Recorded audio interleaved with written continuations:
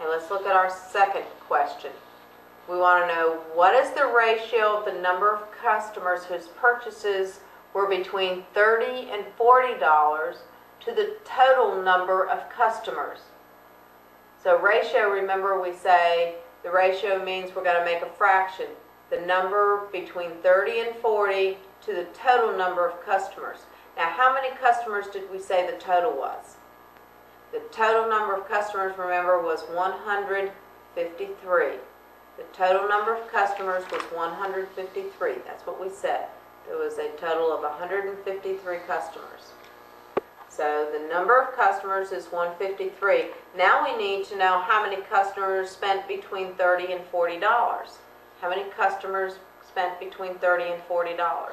So we go and find on our histogram between $30 and $40 and go to the top and then measure across, and we find the answer is 30. And measures across to 30. So there were 30 customers in the $30 to $40. So that means we've got 30 to 153. So we're going to write that as 30 over 153. That's the ratio we're looking for. This is the ratio we're looking for. Now you're seeing how we're checking out the histogram. We've got to find the interval we're talking about, go to the top, and then measure to the left vertical side that tells us how many customers are involved. Now let's look at the next question. How many customers made purchases of more than $30?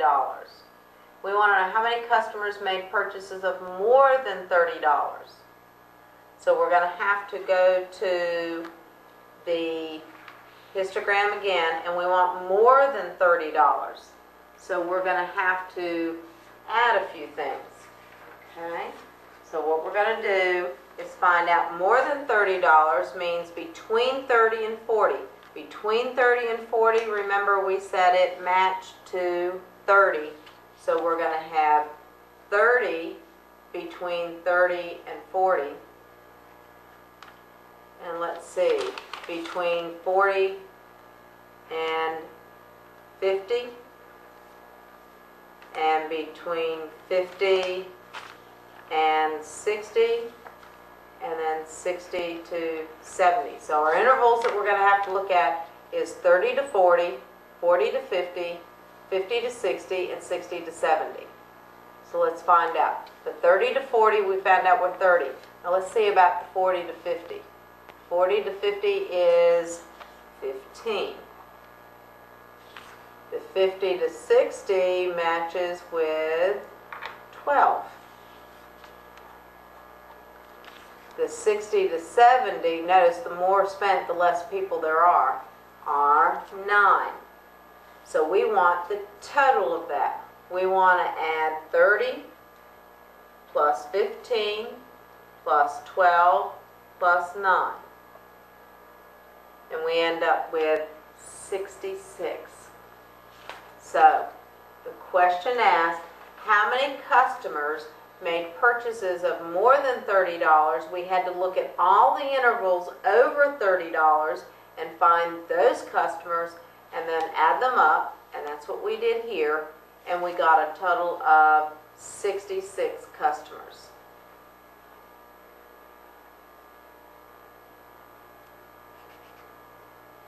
Questions? Okay, the next example we're going to look at is, I want to know the percent of the total number of customers that spent more than $50, and we want to round to the nearest tenth of a percent. And I want the percent of the total number of customers that spent more than $50. So what we're going to have to do is we're going to have to go to our histogram again and find more than $50. So that means it's going to be the interval from 50 to 60 and from 60 to 70. And we already have that information. The people from 50 to 60 was 12, and the interval from 60 to 70 was 9, which gives us a total of 21 customers spent more than $50. Okay, so we have 21 customers spent over $50. Now, we want to know the percent of the total number of customers. We want the percent of the total number of customers. So again, we've got percent, base, and amount. Percent is what we're looking for. The base is the percent of the total number of customers. So the percent of the total, so that means the total is our base. How many total customers did we have?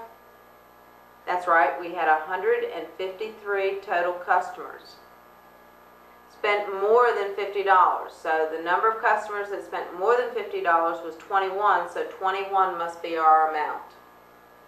Okay, percent is what we're looking for. It was the percent of the total customers, so the base must be total customers, which was 153, and the amount is the amount that spent over $50, which is 21.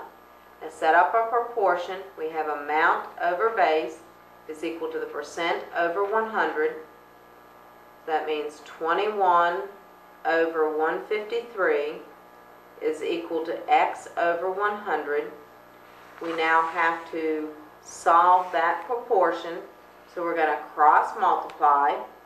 So we get 21 times 100 is equal to 153 times x. So 2100 is equal to 153x. Divide both sides by 153. And x turns out to be that quotient. So we want 2100 divided by 153.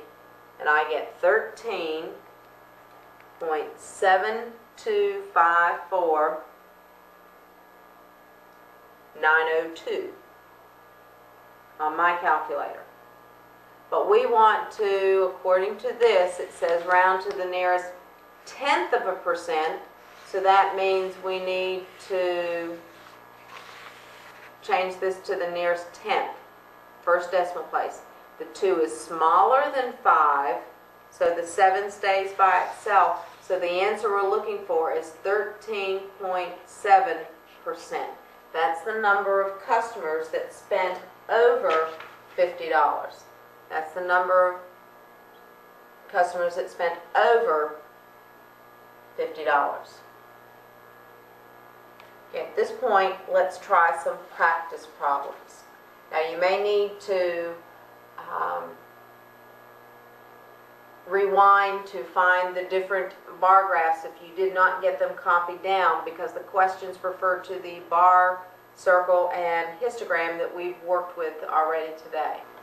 Okay, the first practice problem is using the double bar graph. I want to know what the increase in unemployed people from the third quarter to the fourth quarter in 1989 was. Okay, I want to know, using the double bar graph, what was the increase in the unemployed people from the third quarter to the fourth quarter in 1989. And that's your first problem. You need to go back to the double bar graph. Okay. Very quickly, if you can stop this and look at it, that's what the double bar graph looked like. Okay, that was the double bar graph. Okay, the second practice problem says, using the circle graph, how many students are between age 21 and 24? Now remember, we're not looking for a percent this time. We're looking for a amount. So remember how you're supposed to do that. And again, the circle bar graph, or the circle graph, is this one.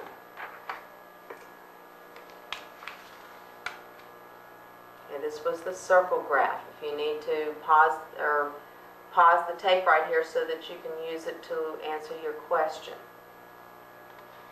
And the question again was, using the circle graph, how many students are between age 21 and 24?